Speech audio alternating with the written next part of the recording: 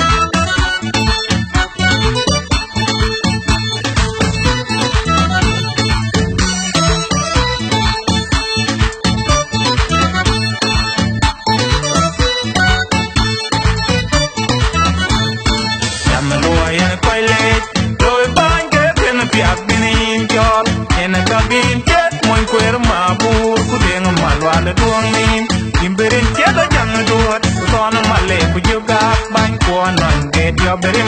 im berin chết đã nhong môi quê qua quăng đã im berin chết nát phải yêu phải biết nằm mà và khi lui với cái tiếng chỉ nhăn naman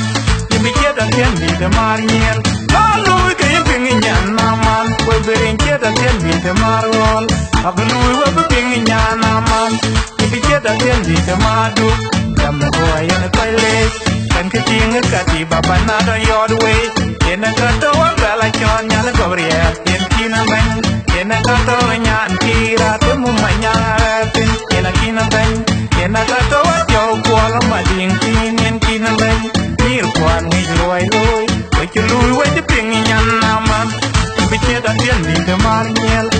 lui cái tiếng nhăn naman bị chết đã thiên đi để mà rồi aku lui với cái tiếng nhăn naman quay trên chết đã thiên đi để mà đu. Hãy subscribe cho kênh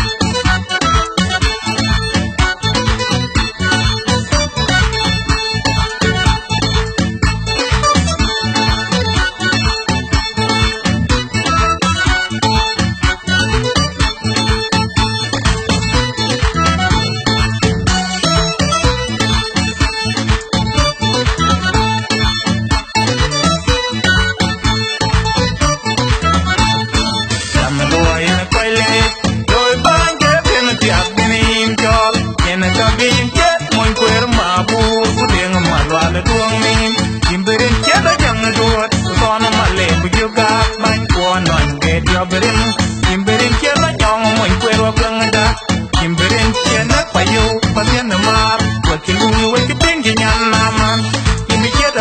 để không bỏ lỡ những video hấp dẫn. pingi nyan naman we berin cheta tien di te marol aglui we pingi nyan naman di cheta tien di te madu tamna ko ayen pele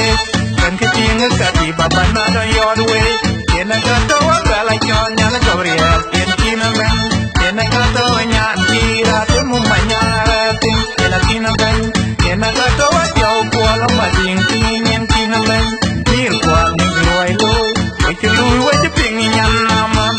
di cheta tien di te marol